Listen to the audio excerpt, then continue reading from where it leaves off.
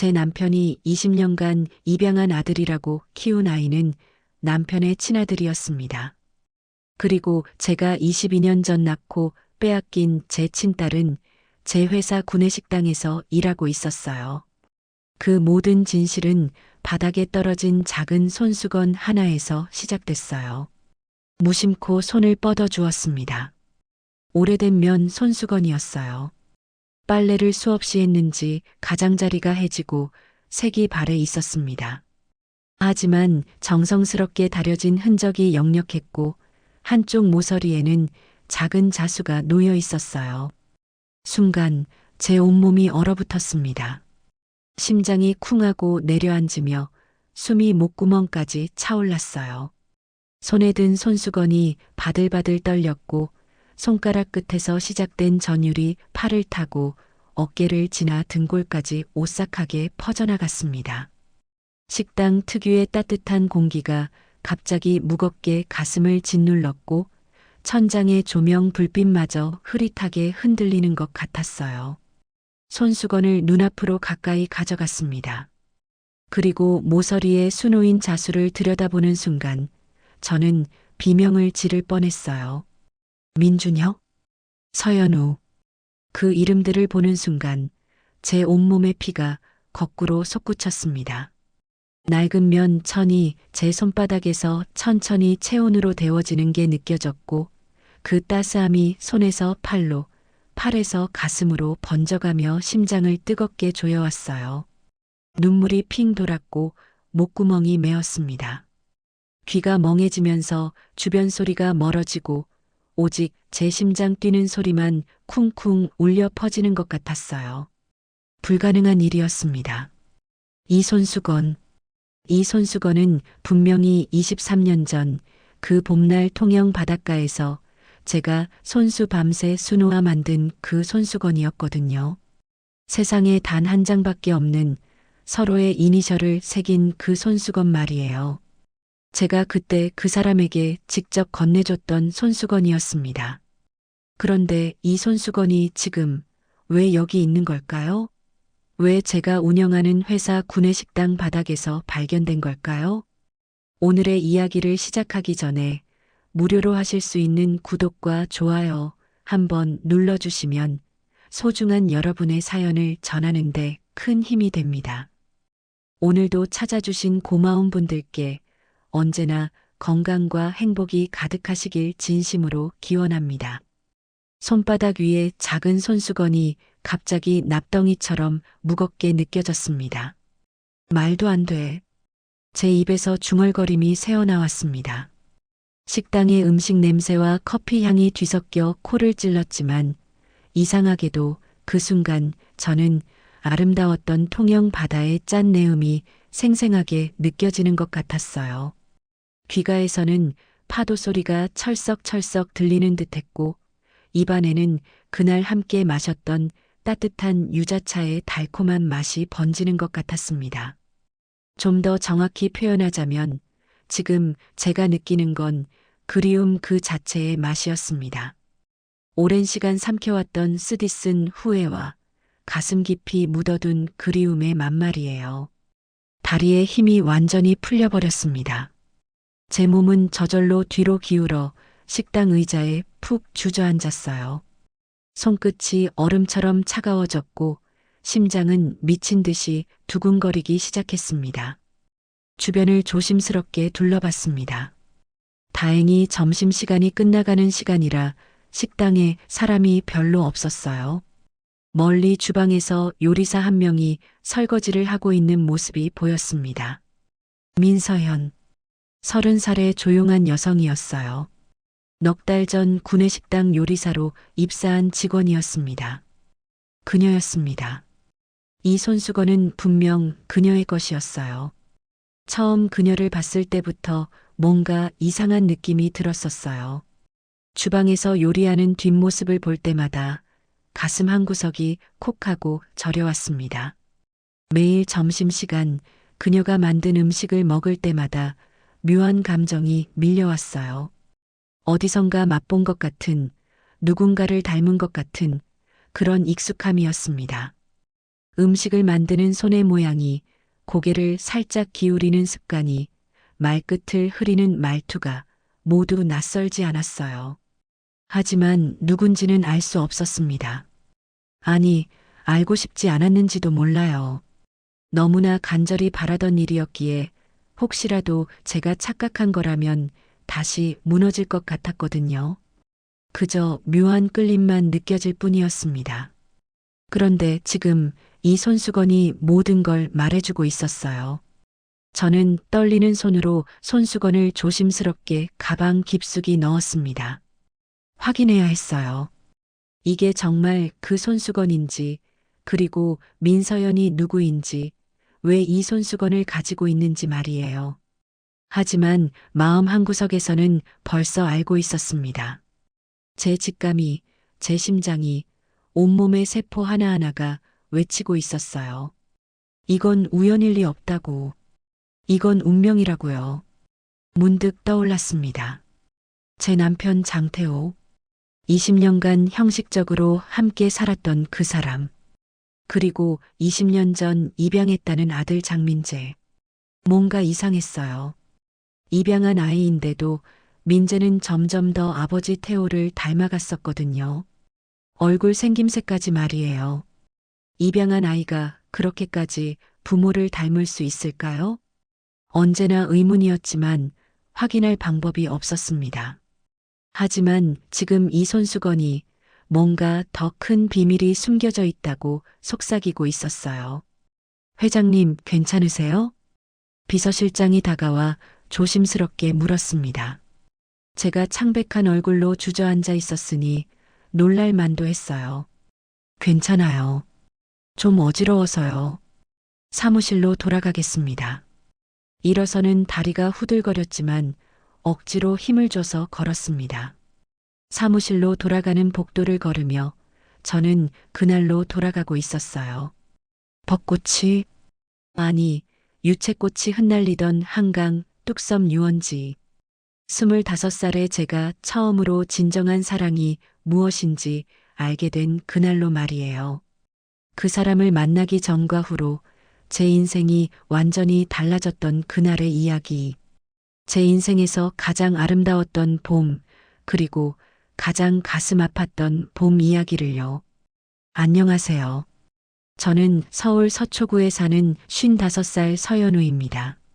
저는 지금 한빛제약그룹 회장으로 일하고 있어요. 희귀질환 신약 개발을 전문으로 하는 제약회사를 30년 가까이 이끌어왔습니다.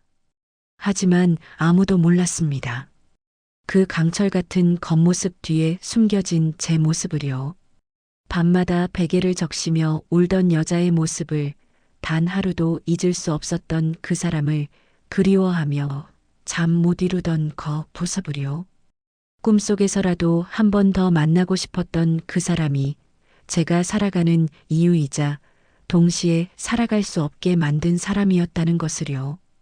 그리고 넉 달 전 한 명의 젊은 여성이 제 곁에 나타났습니다. 구내식당 요리사로 입사한 민서연이었어요. 처음부터 뭔가 이상했습니다. 그녀가 만든 음식을 먹을 때마다 익숙한 맛이 느껴졌어요. 어디선가 먹어본 것 같은, 누군가를 떠올리게 하는 그런 맛이었습니다. 그녀를 볼 때마다 가슴이 뛰었어요. 하지만 왜 그런지, 누구를 닮은 건지 알 수 없었습니다. 그러다가 오늘 손수건 하나가 모든 것을 바꿔놓았어요. 제가 손수 수놓아 만든 바로 그 손수건. 민준혁이라는 이름과 제 이름이 함께 수놓인 그 손수건이 민서연의 주머니에서 떨어져 나온 겁니다. 불가능한 일이었어요. 있을 수 없는 일이었습니다. 하지만 제 손 안에 분명히 있었고 제 심장은 그게 진짜라고 외치고 있었어요. 이제 확인해야 합니다. 민서연이 누구인지, 왜 그 손수건을 가지고 있는지, 그리고 제 남편이 숨겨온 비밀이 무엇인지 말이에요. 이 모든 것을 이해하려면, 모든 진실을 알아내려면 저는 그 봄날로 돌아가야 합니다. 유채꽃이 흩날리던 한강 뚝섬 유원지. 25살에 제가 처음으로 진정한 사랑이 무엇인지 알게 된 그날로 말이에요. 그 사람을 만나기 전과 후로 제 인생이 완전히 달라졌던 그날의 이야기를 들려드려야 할 것 같습니다. 제 인생에서 가장 아름다웠던 봄, 그리고 가장 가슴 아팠던 봄 이야기를요. 제 인생에서 가장 아름다웠던 봄이 있었습니다. 25살 서울대학교 약학과 3학년 학생이었던 저에게 찾아온 운명의 계절이었어요. 지금도 그때를 떠올리면 가슴 한구석이 시리도록 아려옵니다. 그때 저는 서울 성북구 성북동 대저택에서 살고 있었어요. 한빛제약 그룹 외동딸로 태어나 모자랄 것 없이 자랐습니다.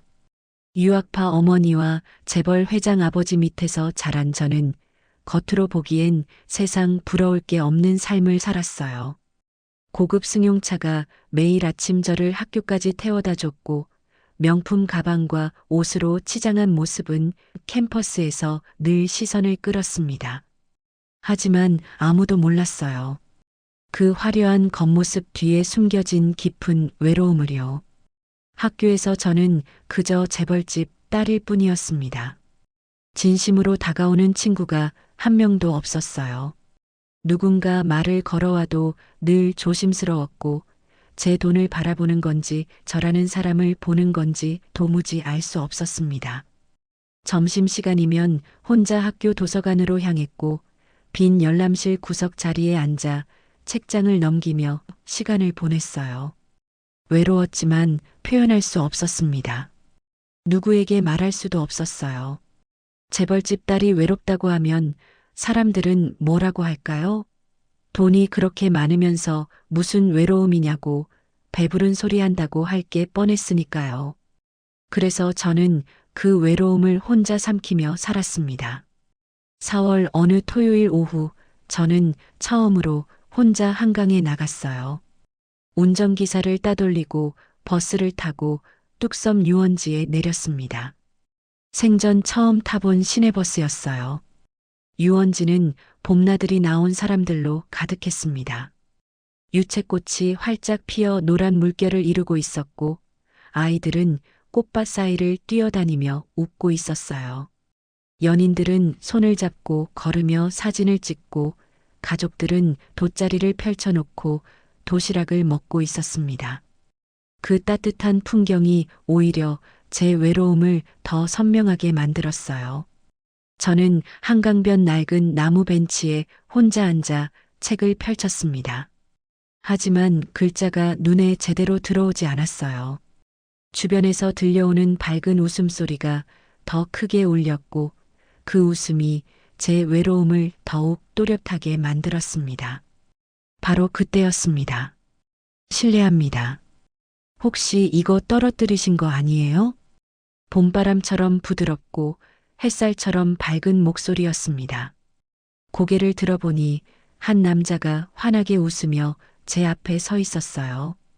키가 훤칠하고 어깨가 넓은 28살쯤 되어 보이는 청년이었습니다.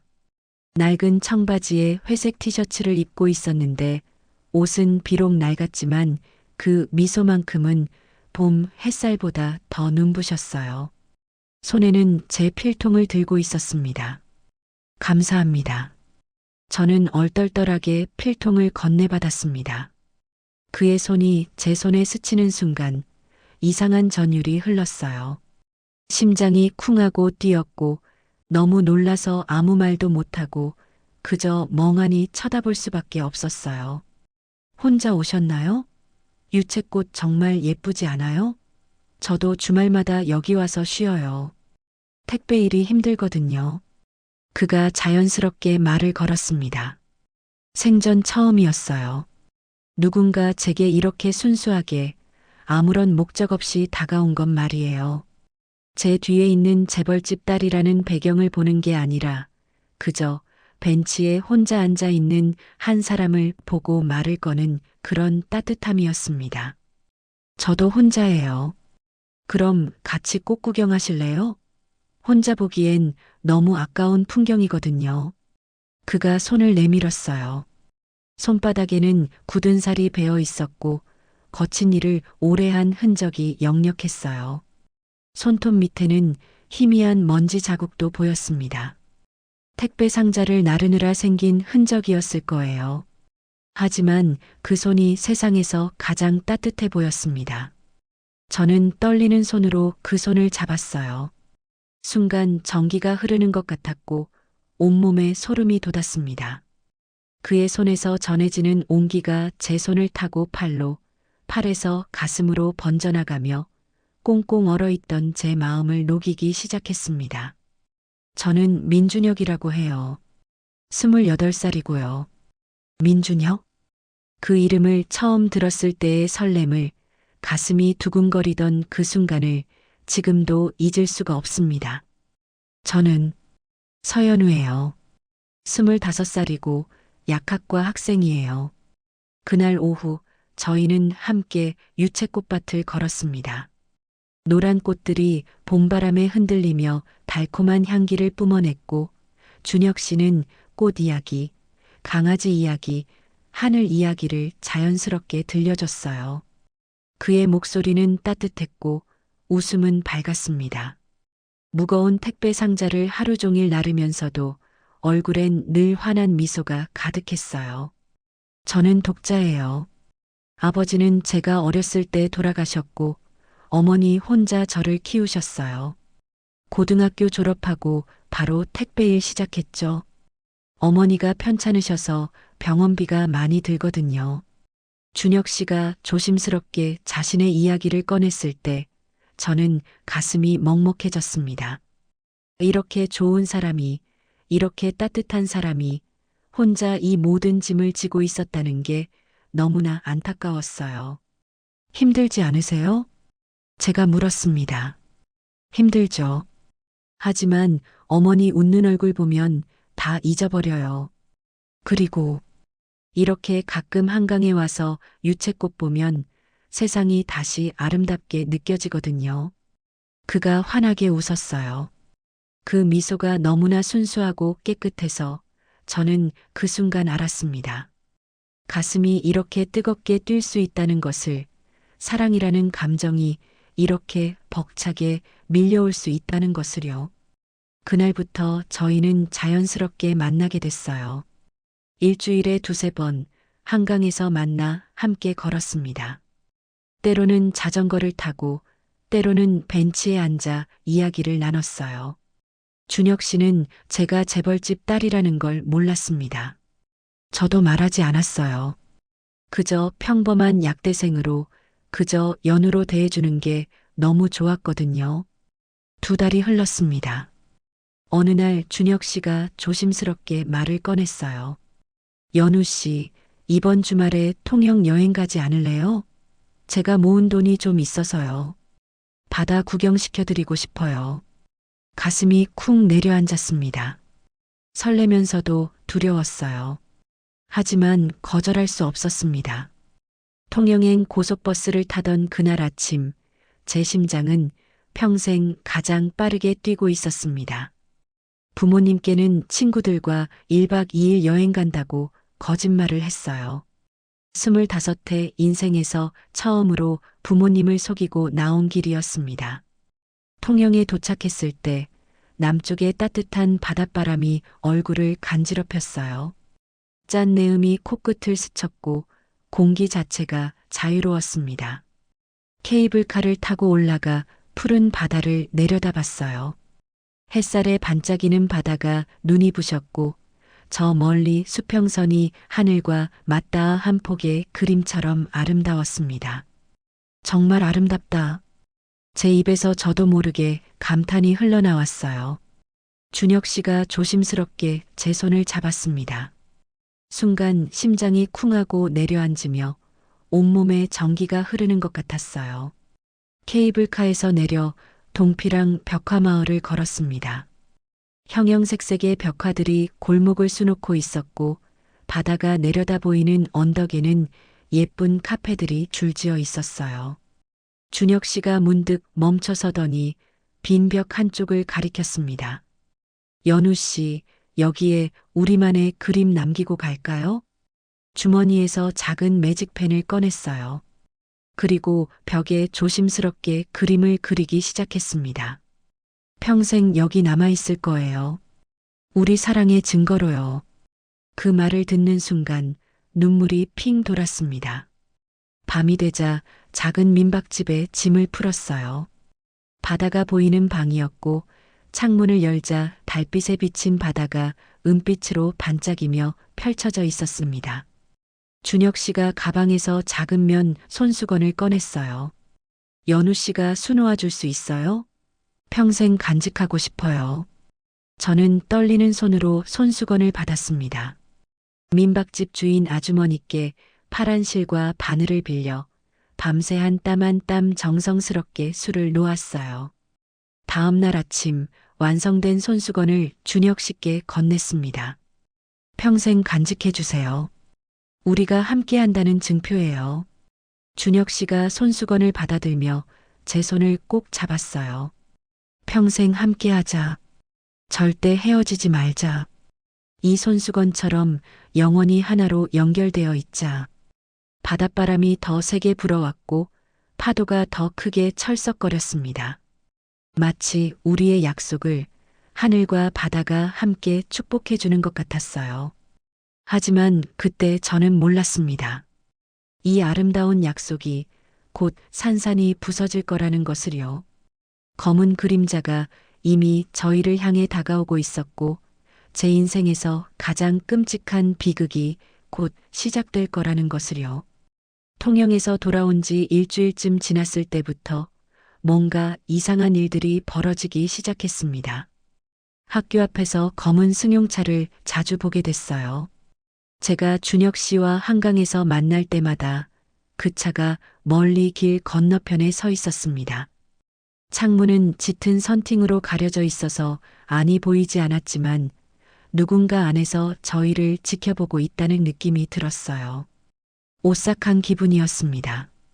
그리고 어느 날은 아버지 회사 비서실 직원을 한강 근처 편의점에서 마주쳤어요. 어색하게 웃으며 인사하는 그 직원의 눈빛이 이상했습니다.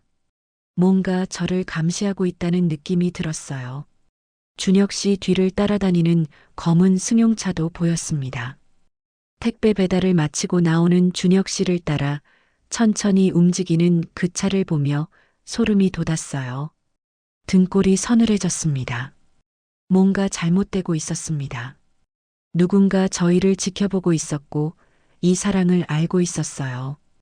가슴이 두근거렸지만 이번엔 설렘이 아니라 두려움이었습니다. 그리고 한 달 후 제 몸에 이상이 생기기 시작했어요. 아침마다 속이 뒤집히듯 메스꺼웠고 심한 어지러움이 몰려왔습니다. 식탁에 차려진 음식 냄새만 맡아도 구역질이 치밀어 올랐고 밥 한 숟가락도 제대로 먹을 수가 없었어요. 혹시나 하는 마음에 산부인과를 찾았습니다. 초음파 검사를 받고 결과를 기다리는 동안 가슴이 터질 듯 두근거렸어요. 손이 계속 떨렸고 입안이 바짝 말랐습니다. 의사 선생님이 환하게 웃으며 말했어요. 축하드려요. 임신 6주예요. 그 순간 세상이 완전히 멈춰버린 것 같았습니다. 귀가 멍해지며 주변 소리가 모두 사라졌고 오직 제 심장 뛰는 소리만 쿵쾅쿵쾅 크게 울렸어요. 기쁨과 충격이 동시에 밀려왔습니다.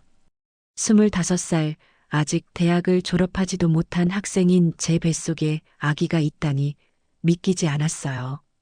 하지만 동시에 가슴 깊은 곳에서 뭔가 뜨거운 것이 차오르기 시작했습니다.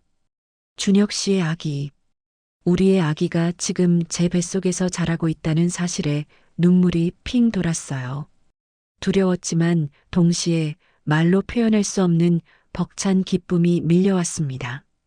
손으로 아랫배를 쓰다듬으며 중얼거렸어요. 잘 키울 거야.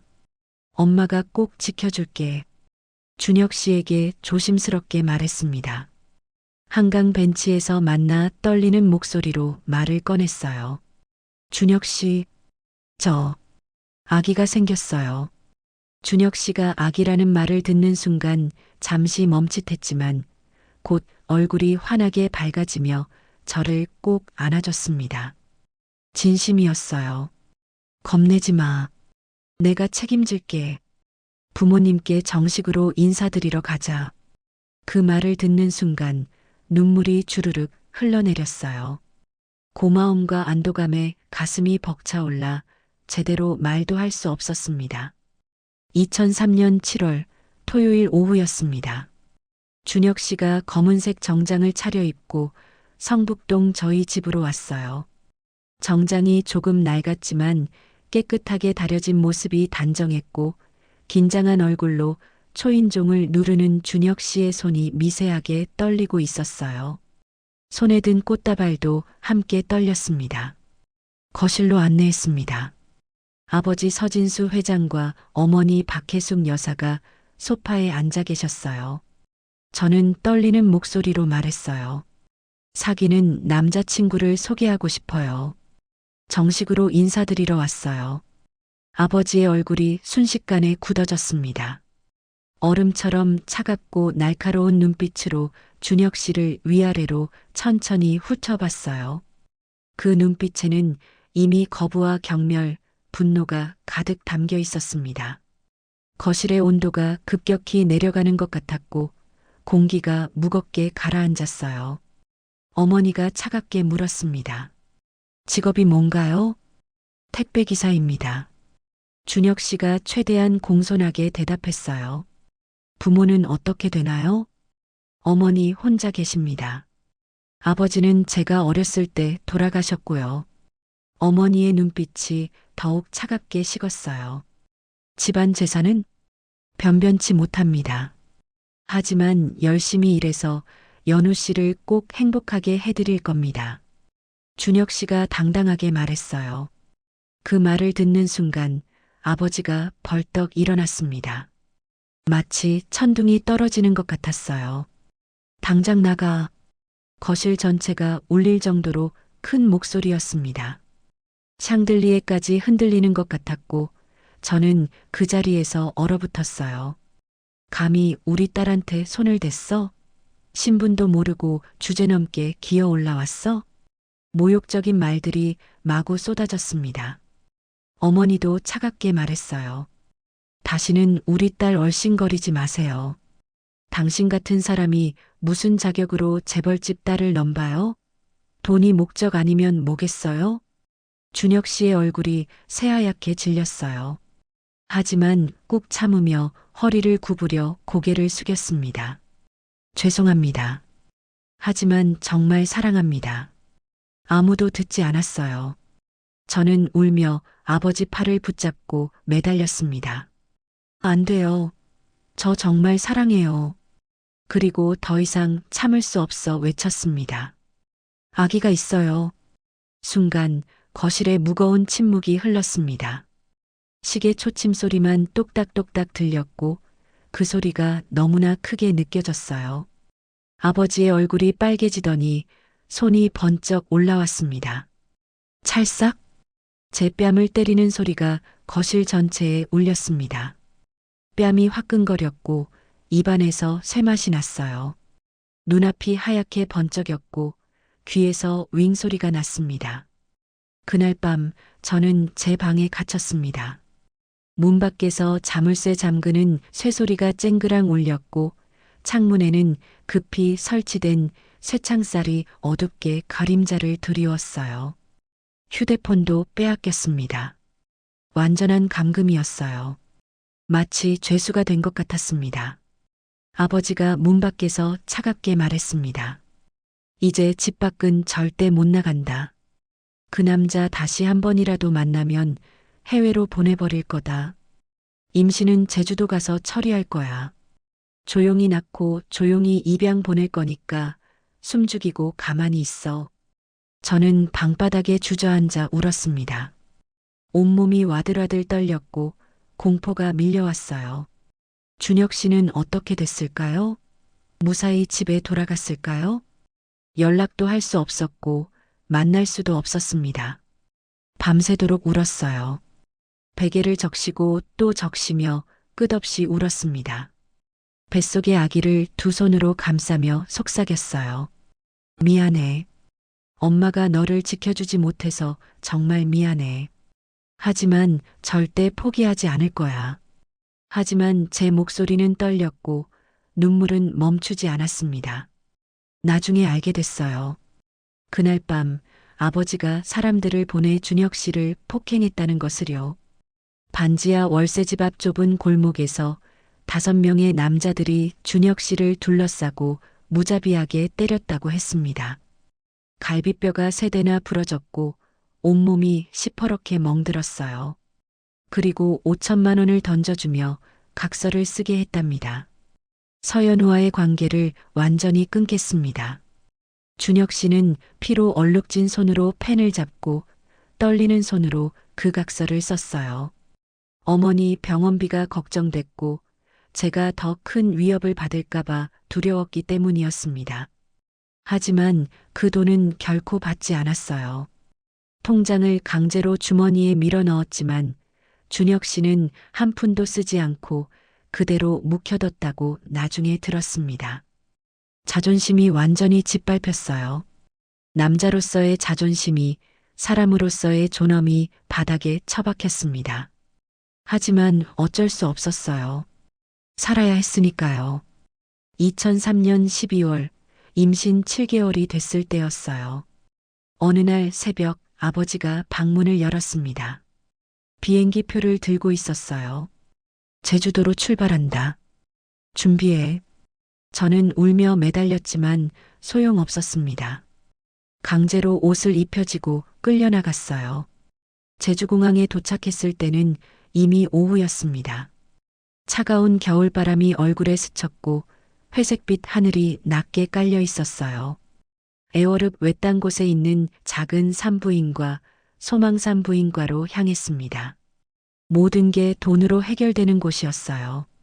조용히 낳고 조용히 아기를 보내고 소리 없이 돌아가는 곳이었습니다. 작은 병실에 혼자 누워 있었어요. 천장을 바라보며 뱃속의 아기를 두 손으로 감싸 쓰다듬었습니다. 아기는 힘차게 발길질을 했고 그 움직임이 손바닥을 통해 생생하게 느껴졌어요. 작은 생명이 제 안에서 살아 숨쉬고 있었습니다. 눈물이 주르륵 흘러내렸고 베개가 금세 젖어버렸어요. 미안해. 엄마가 너를 지켜주지 못해서 정말 미안해. 2004년 1월 5일 진통이 시작됐습니다. 새벽 3시였고 혼자였어요. 어머니는 호텔에 있었고 병실에는 저 혼자뿐이었습니다. 배가 쥐어짜듯 아팠고 숨을 제대로 쉴 수가 없었어요. 온몸에 식은 땀이 흘렀고 이불을 붙잡은 손이 파랗게 질렸습니다. 간호사들이 황급히 달려왔고 응급수술실로 옮겨졌어요. 차가운 금속 수술대 위에 누워 눈부신 형광등 불빛을 바라보며 저는 떨리는 입술로 중얼거렸습니다. 준혁 씨, 보고 싶어요. 지금 이 순간 곁에 있어줬으면 좋겠어요. 제왕절개 수술이 시작됐습니다. 의식이 점점 흐릿해졌지만 그 순간이었어요. 저 멀리서 들려오는 소리가 있었습니다. 아기 울음소리였습니다. 작고 약하지만 분명한 생명의 소리였어요. 제 심장이 쿵하고 크게 뛰었고 눈물이 폭포수처럼 쏟아졌습니다.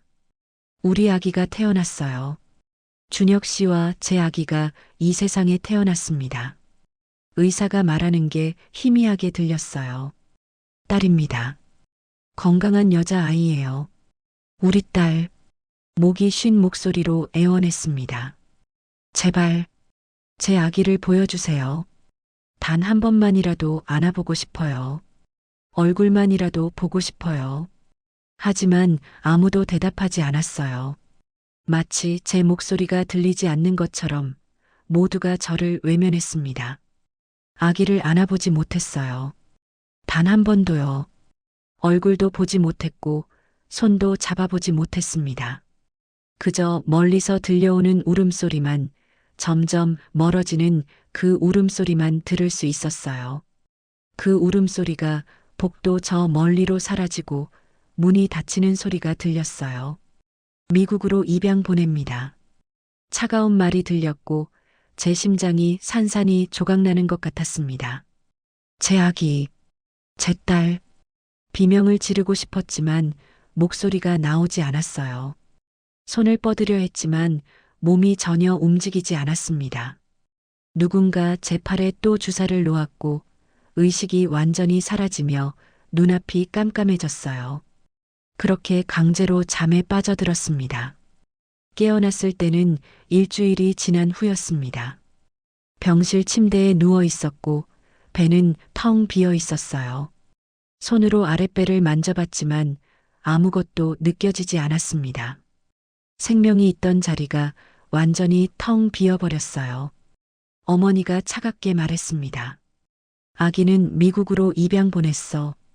좋은 집으로 갔으니 걱정하지 마. 다시는 찾을 수 없을 거야. 하지만 저는 훨씬 나중에 알게 됐어요. 그게 모두 거짓말이었다는 것을요. 아기는 미국으로 간 게 아니었습니다. 준혁 씨에게 보내진 거였어요. 완전히 무너져 내렸습니다. 서울로 돌아왔지만 저는 이미 사람이 아니었어요. 그저 숨만 쉬는 텅 빈 껍데기였고 걸어다니는 시체였습니다. 3년간 지옥 같은 시간이 흘렀어요. 방에만 틀어박혀 있었고 커튼을 치고 어둠 속에서 지냈습니다. 밥도 제대로 먹지 않았어요. 음식을 입에 넣어도 모래를 씹는 것 같았고 삼킬 수가 없었습니다. 정신과 치료를 받았고 약을 먹었어요. 그렇게 서서히 아주 천천히 정상인처럼 보이게 됐습니다. 2007년 부모님의 강요로 결혼했어요. 협력업체 회장의 아들 장태호였습니다. 사랑 따위는 없는 그저 서류상의 계약 같은 결혼이었어요. 그리고 3년 후인 2010년 남편이 갑자기 제안했습니다. 아이를 입양하자고요. 이름은 장민재. 제 후계자로 키웠어요. 하지만 마음 한구석은 늘 텅 비어 있었습니다.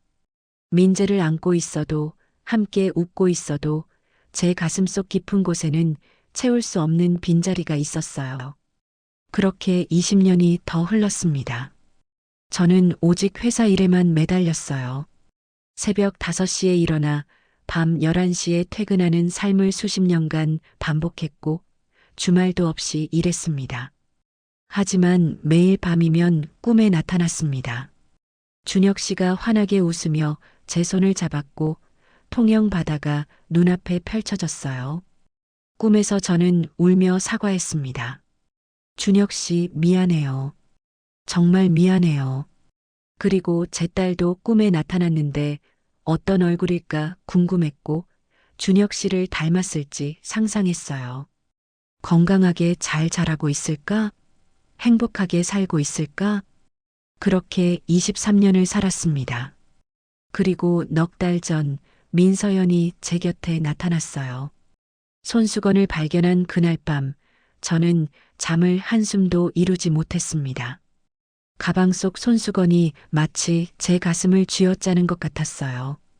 눈을 감으면 수노인 이니셜이 선명하게 떠올랐고 23년 전 통영 민박집에서 밤새 바늘질하던 그 순간이 생생하게 되살아났습니다. 다음 날 아침 급히 비서실장을 호출했어요.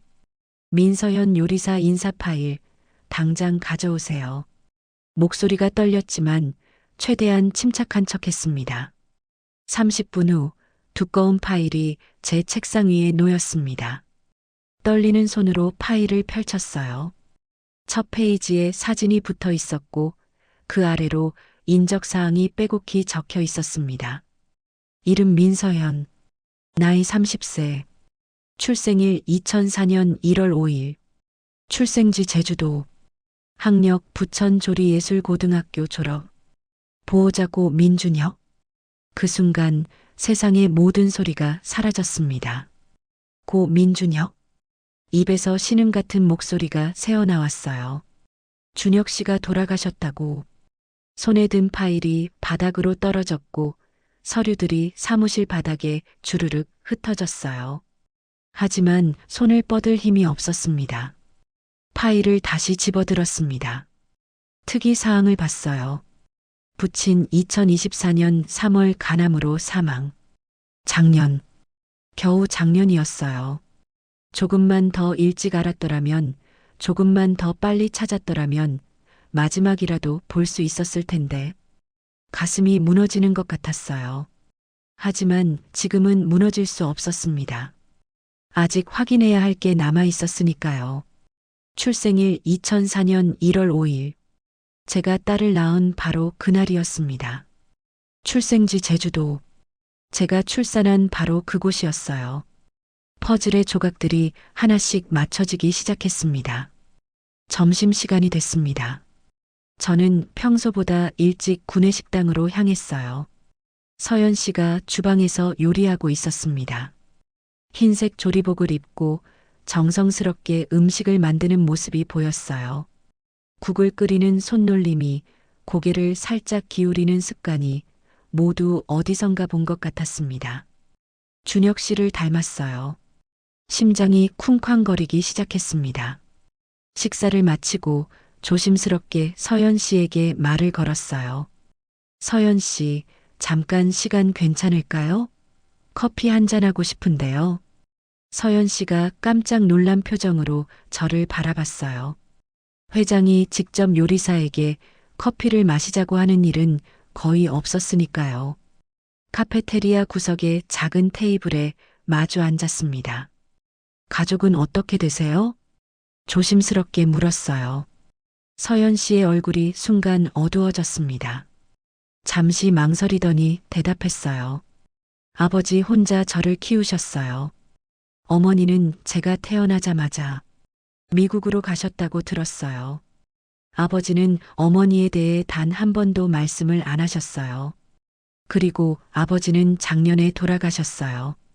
간암이었어요. 목소리가 떨렸습니다. 심장이 쿵하고 내려앉았어요. 준혁 씨가 혼자서 이 아이를 키웠구나. 얼마나 힘들었을까요? 얼마나 외로웠을까요? 눈물이 핑 돌았지만 있는 힘을 다해 참았습니다. 혹시 아버지께서 남기신 유품이 있나요? 서연 씨가 고개를 끄덕였어요.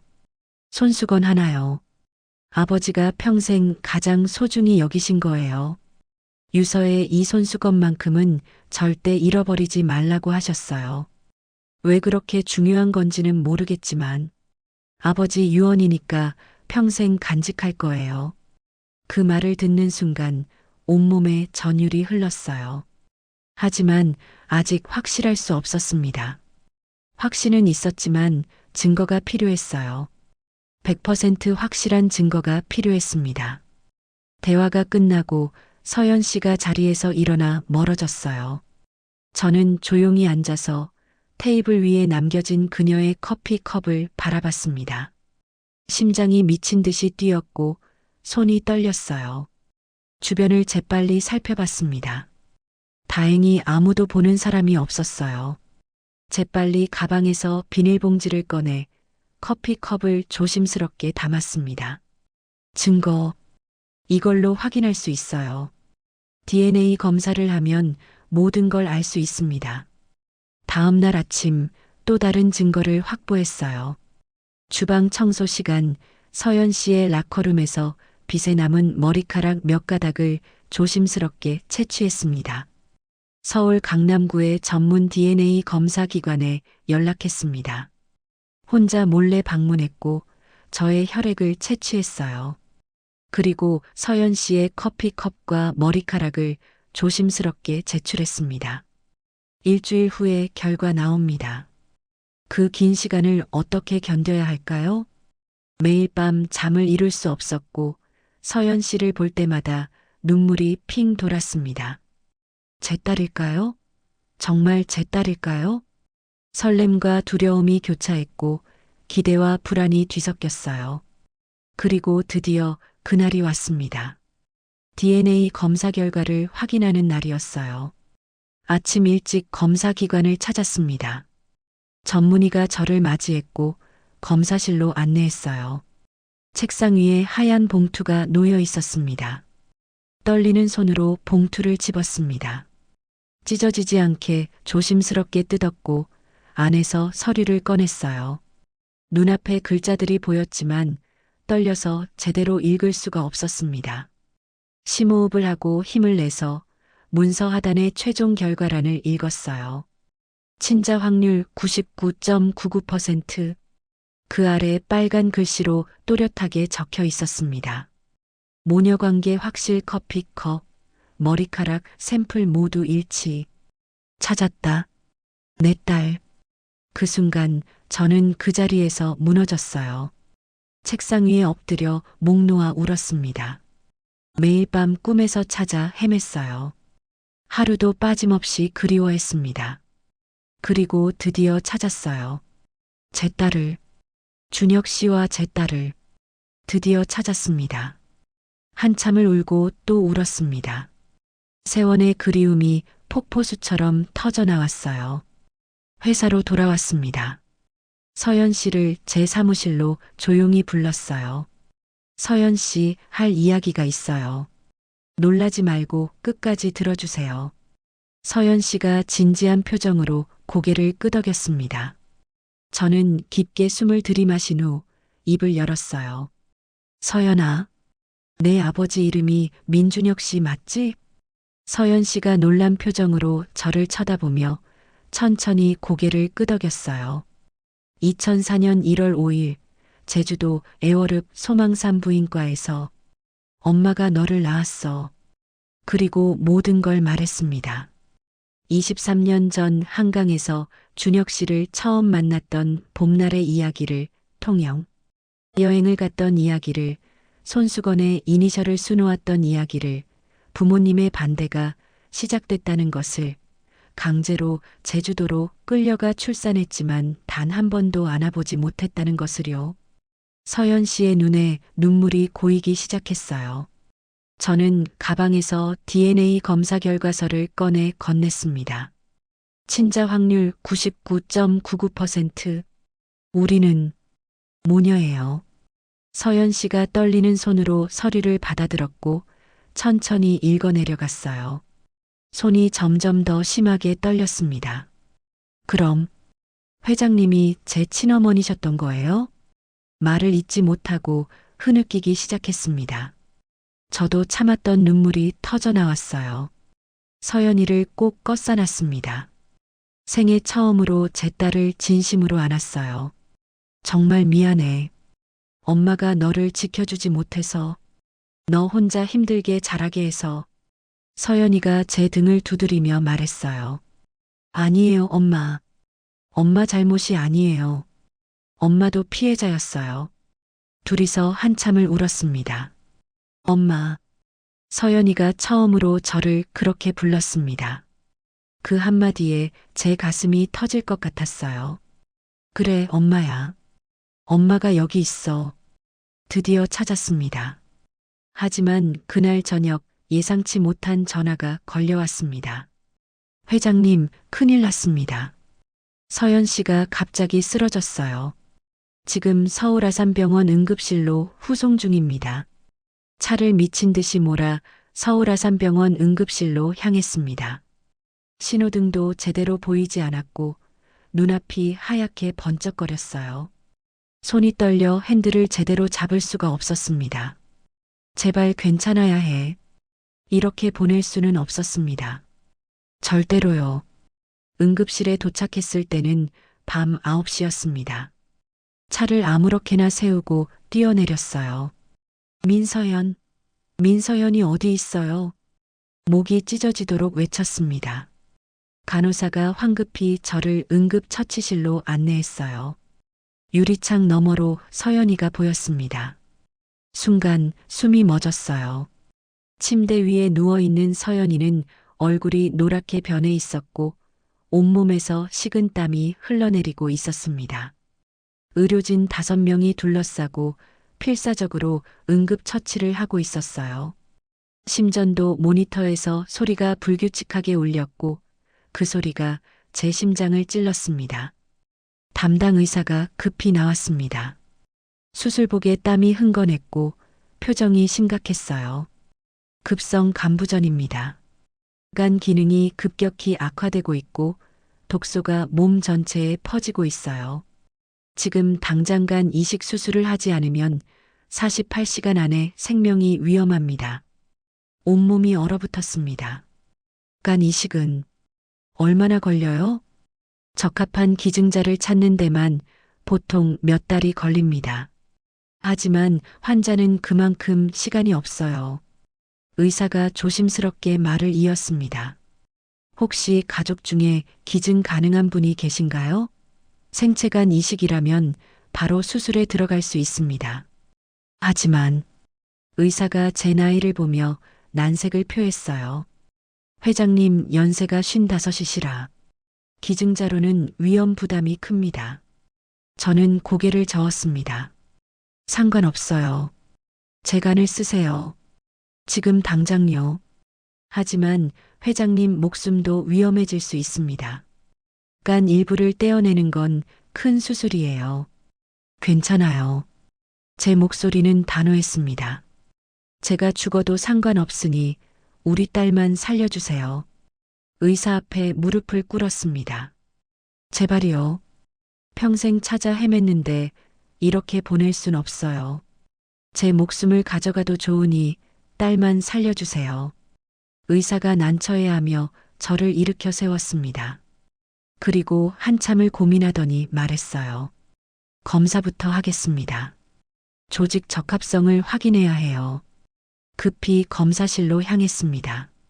혈액을 뽑고 조직 검사를 했어요. 30분이 지났을까요? 의사가 놀란 표정으로 결과지를 들고 왔습니다. 기적입니다. 100% 적합해요. 모녀간이라 그런지 조직 적합도가 완벽합니다. 수술 가능합니다. 그럼 지금 당장 해주세요. 2시간 후 수술복을 입고 수술실로 들어갔습니다.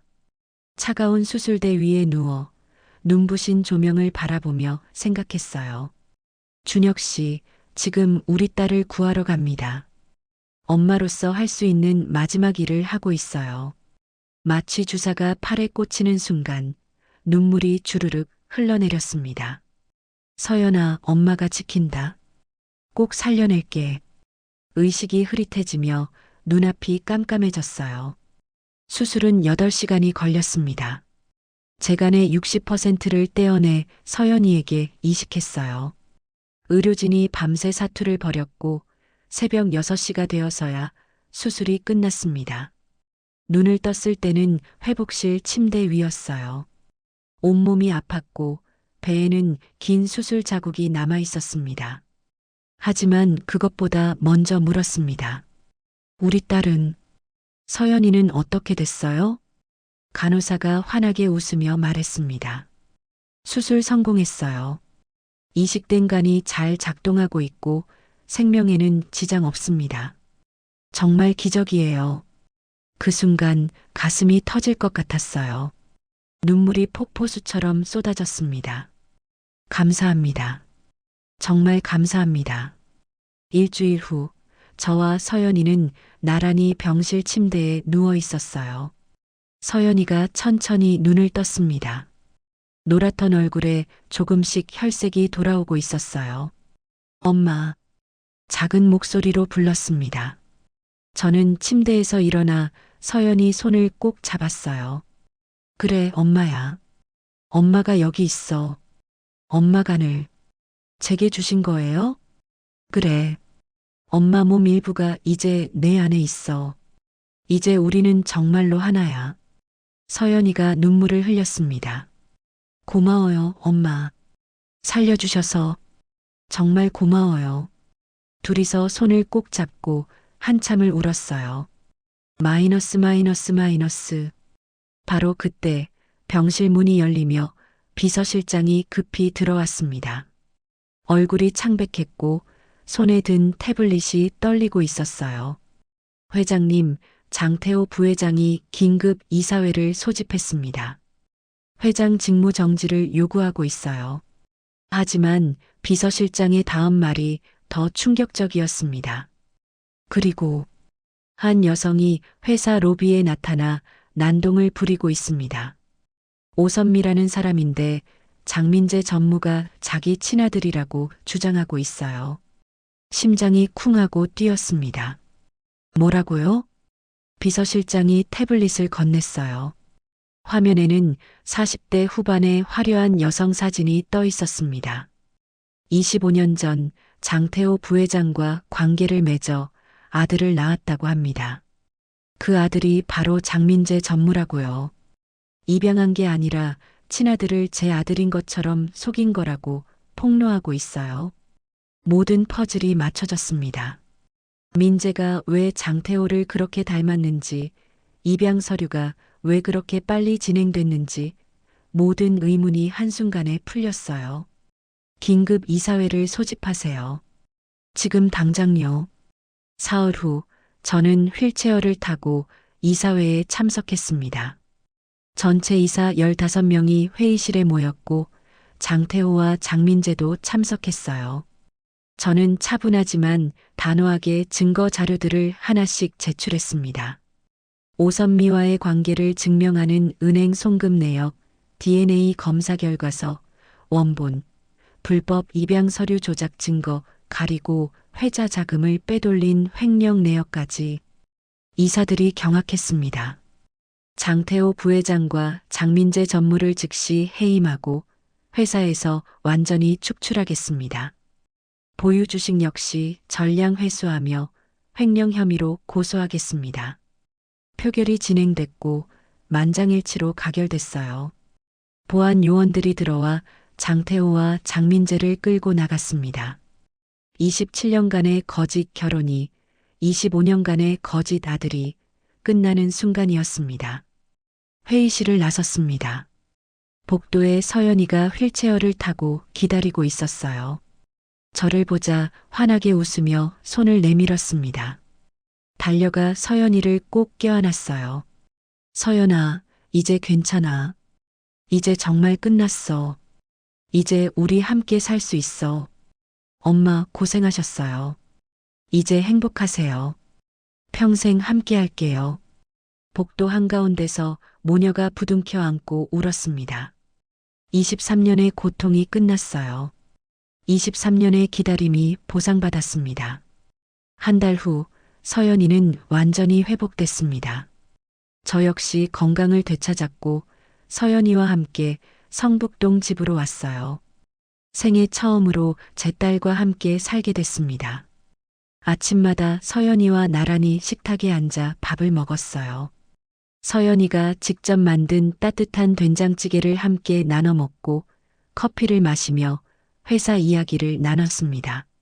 너무나 평범한 일상이었지만 저에게는 꿈만 같았어요.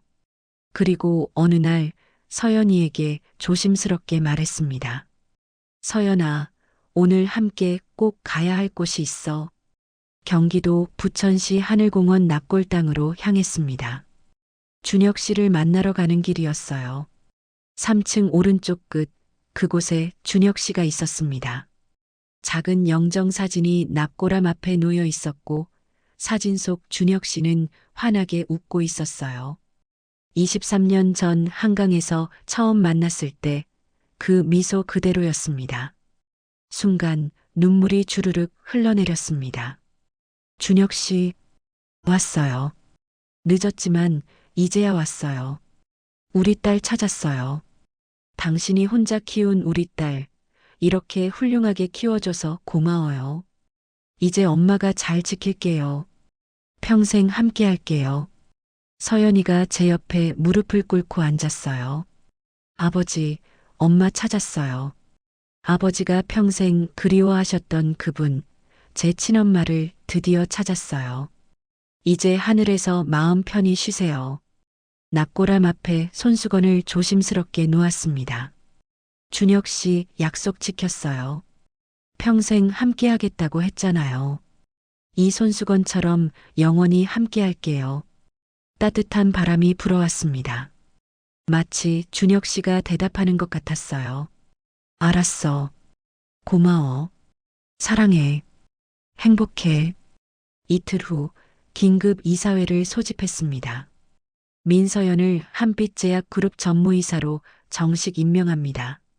제 친딸이자 진짜 후계자입니다. 이사들이 기립박수를 쳤어요. 서연이가 단상에 올라 깊이 인사했습니다. 최선을 다하겠습니다. 어머니를 도와 회사를 더 크게 키우겠습니다. 저는 객석에서 서연이를 바라봤습니다. 가슴이 벅차올랐어요. 제 딸이, 준혁 씨와 제 딸이 이렇게 의젓하고 훌륭하게 자라 있었습니다. 그날 저녁 서연이와 함께 한강을 걸었어요. 23년 전 준혁 씨를 처음 만났던 바로 그곳, 뚝섬 유원지였습니다. 유채꽃은 지고 없었지만 따뜻한 봄바람이 불어왔어요. 엄마, 행복해요. 서연이가 제 손을 꼭 잡으며 말했습니다. 엄마도 행복해. 정말 정말 행복해. 창밖으로 서울 야경이 펼쳐졌어요. 반짝이는 불빛들이 밤하늘을 수놓았고 한강이 은빛으로 흐르고 있었습니다. 새로운 시작이었습니다. 진정한 사랑은 시간도, 거리도, 그 어떤 시련도 이겨냅니다. 시간이 지나도 변치 않는 사랑이 있고 피는 물보다 진해서 결국 가족은 다시 만나게 되어 있어요.